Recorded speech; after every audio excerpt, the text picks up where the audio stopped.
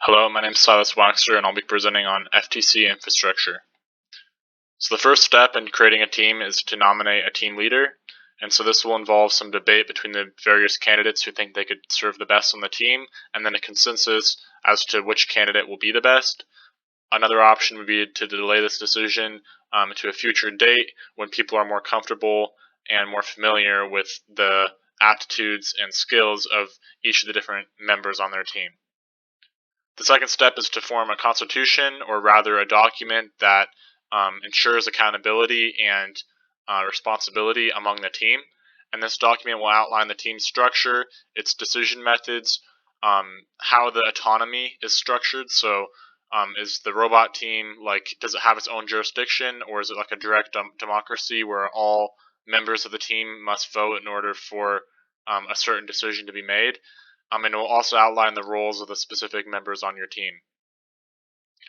The next step is to create a logo and a team name. This will be kind of under the direction of the apparel lead, which I'll cover later in this video. And then this shows kind of like the basic structure of a team. So in the center we have what's called the whip, or the team leader, and they're going to be the ones who are kind of making sure that every person is doing their job and everyone is being responsible, etc. Below we have the robot team. It's divided into two sub-teams that will be working closely with one another. There's the build team, which actually builds the robot, and the coding team, which programs the robot. And then you have the records lead, who will be managing the documentation, i.e. the engineering notebook for the team. The apparel lead will be focused on creating logos, sweatshirts, t-shirts, stickers, as well as logos of businesses if you go that route with sponsorships. The sponsor lead will be kind of like the interface to community outreach, and so that will be mainly contacting businesses and organizations for money and sponsorship for your team. So the whip, or the team leader, they're going to be scheduling like different tasks with the different components, the different teams, different people.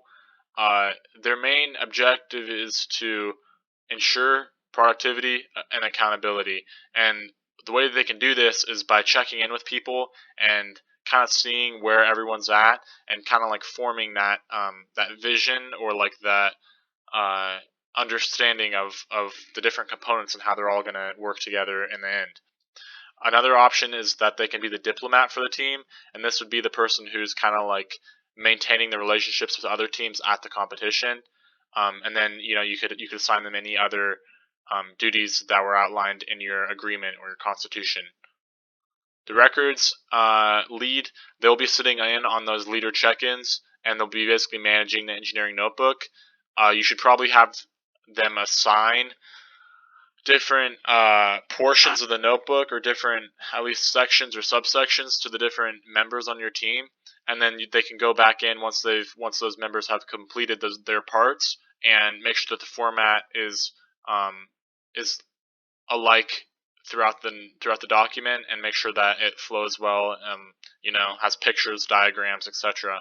But this role is the most important role in terms of competitiveness, and that's just because the way that FIRST is structured and the way that their brackets are structured, roughly half of the teams that move on through the brackets move on because of awards based on the engineering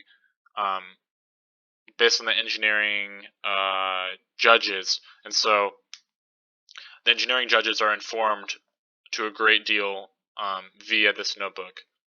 So the robot team, kind of your first step should just be to build a basic robot. This will get you familiar with the actual kit. So like 4 motors, 4 wheels, your basic frame. For programming, you should want to just learn like the basics of coding, and how the electronics are configured in the phone. And so I would look up a YouTube tutorial or one of the other tutorials on this page.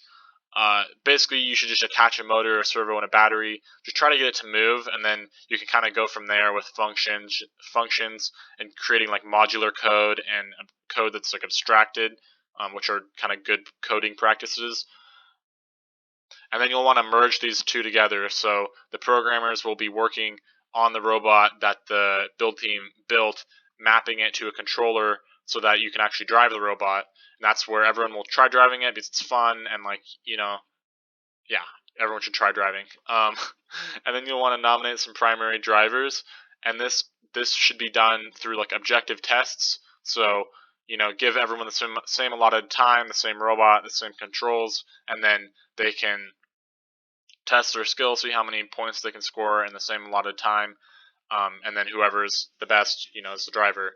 This should be open for challenging. So if someone wants to drive, or if someone thinks they're better, then they should be able to challenge like the current primary driver, and if they are better, then they can take that spot. But one important aspect is that they need to be dependable and they need to have good attendance at the competitions, or else there's really no point in having them be a driver because they're not there to drive.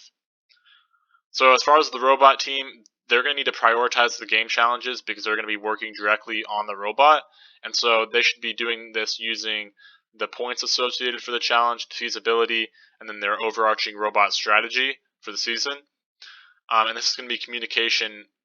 This is going to involve communication with the programming and the building. But at the end of the day, the builders should have the authority, just because they're going to be the ones who are actually implementing the proposed like mechanisms, and the mechanisms are often a lot harder to design than the code is to write. Over here you have a standard workflow that's, I'm not going to go over it, but yeah. The apparel lead, you'll need to create a logo. We do this in Rhino, and that allows you to use create sweatshirts, shirts, and stickers. So here's like that logo from before. You also need to create that number plate, and you should have it be detachable and as small as possible so that your build team so that it won't get in the way, basically. And then you'll need team markers, and all the specifications for this stuff is outlined within the first tech challenge game manual. The sponsorship lead, you're responsible for getting the funds for your team. So one of the best ways to do this is to create a sponsorship letter, and in this letter you should describe first an FTC, introduce your team and yourself, why you need the support, what the program is about. Finally, provide some contact information, and then if you're going to go above and beyond, you could create sponsorship packages like seen over here, and this would be more in coordination with the apparel lead.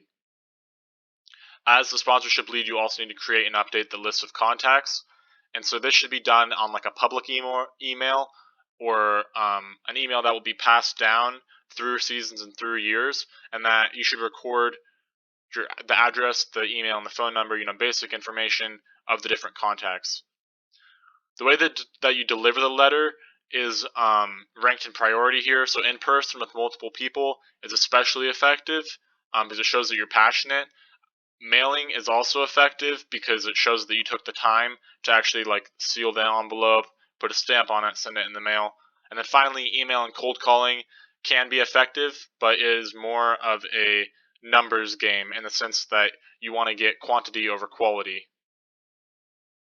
Finally, you want to maintain contact with your different sponsors and or people who are interested in the program, kind of give them updates throughout the season, and then at the end of the season, thank all the sponsors, and then you should also provide a summary to all of the contacts that you reached out to, and that would set you up for a win next year because you're kind of showing them what the program is about, and like you're getting them involved, you're getting them involved.